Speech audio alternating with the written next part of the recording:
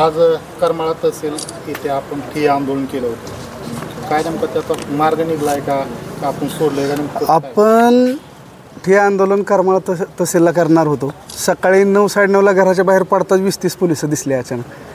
म्हणजे त्या पोलिसांनी आम्हाला जनावरं आणण्यासाठी म्हणजे प्रतिबंध केला. पण तरीसुद्धा आम्ही 4 गाड्या भरल्या होत्या जनावरांच्या. पण ते झाल्यानंतर PI साहेब स्वतः आले आणि PI साहेब म्हणले की शिवरस्ता मला दाखवा, आपण त्यातनं मार्ग काढू. तर आम्ही सगळे गावकरी मिळून शिवरस्त्याला गेलो. तिथं गेल्याच्यानंतर PI साहेबांनी फोन केला मॅडमला, तहसीलदार मॅडमला, की बाबा रस्त्याची परिस्थिती खरंच गंभीर आहे आणि तुम्ही याच्यात काहीतरी मार्ग काढला पाहिजे. त्या गावचे शेतकरी 10 महिन्यापासून रस्त्यासाठी प्रयत्न करतात. मग त्याच्यानंतर त्यांनी आम्हाला सांगितलं की इथं आल्याच्यानंतर बाबा तुम्हाला असं पत्र देऊ की फेर विचार करावा झाडाच्या परवानगीचा.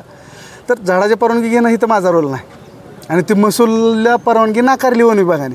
मग ती नाकारण्याची काय कारणं आहेत? तर ते नाकारण्याची कारण असं आहे की ती सीमांकन म्हणजे ते झाडं शेतकऱ्याची आहेत का शिवरस्त्यातली आहेत का सरकारी जागेतली आहेत हे निश्चित होत नाही आणि म्हणून ती परमिशन नाकारली होती वन विभागाने.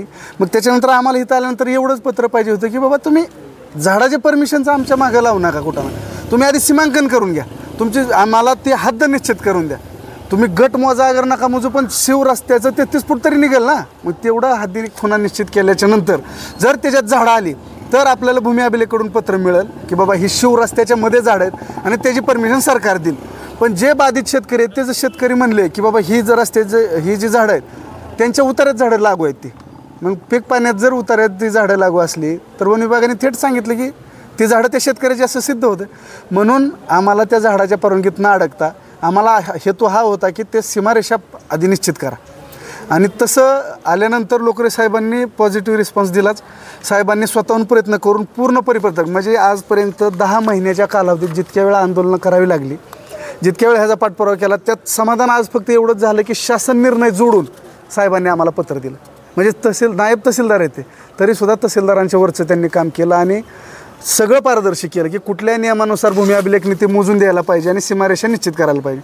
का तर गट मोजा म्हणलं की ती परत फीचा प्रॉब्लेम येत आहे. मग फी कोण भरणार? बरं आम्ही फी भरायला तयार झालो तरी अर्ज दाखल केला की मोजणी लगेच मिळत नाही. मग 2-3 महिने वाट बघायची.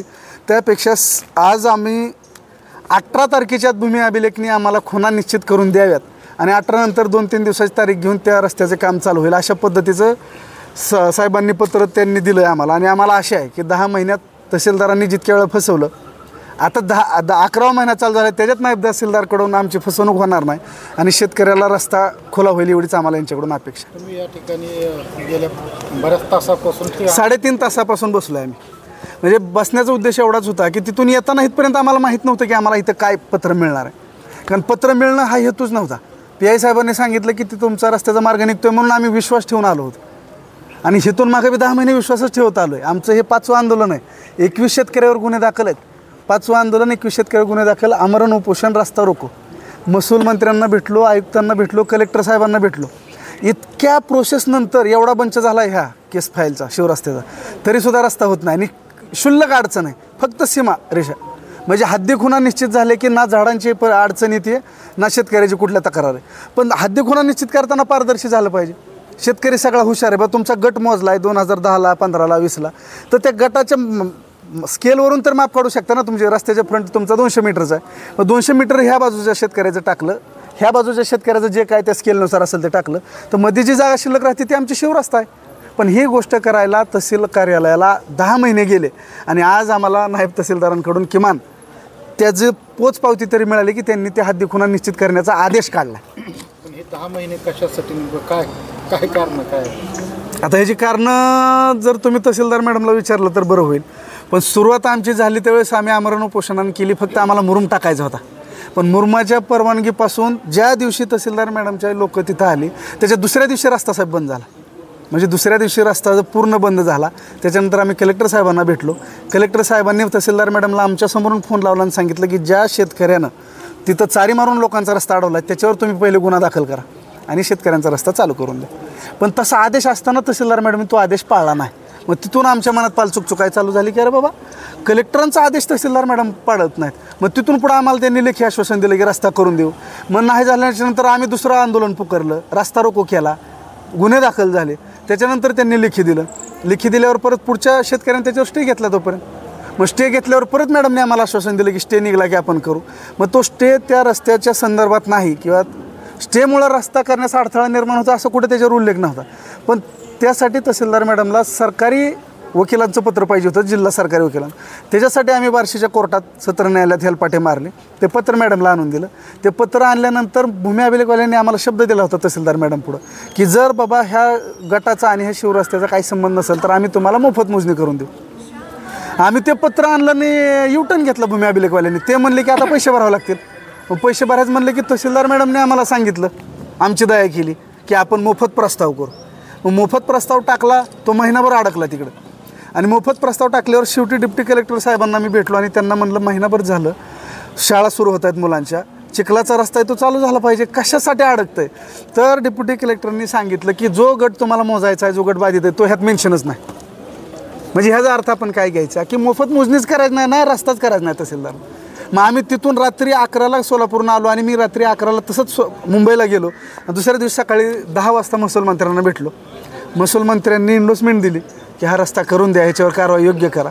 ते पत्र खाली आणल्यानंतर तहसीलदार मॅडमनी रितसर व्यवस्थित उत्तर दिलं की झाडांची परवानगी न मिळाल्यामुळं आम्ही रस्ता करू शकत नाही. मग मध्यमार्ग काढण्याची बैठक, हे सगळं नाटक झालं.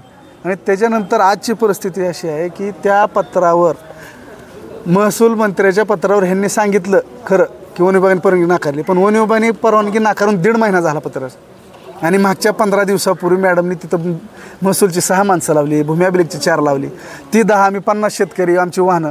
म्हणजे हे जे नाटक चाललं ते कशासाठी चाललं हे काय आम्हाला मार्ग निघत नव्हता. आणि हे सगळं झाल्याच्या नंतर मग आम्ही नाविलाजानं हा पर्याय अवलंबला की जनावरांसाठी घरातल्या लहान थोरासहित आपल्याला ठिय्या आंदोलन करायचं. आणि त्याचं पत्र 1 तारखेला दिलं.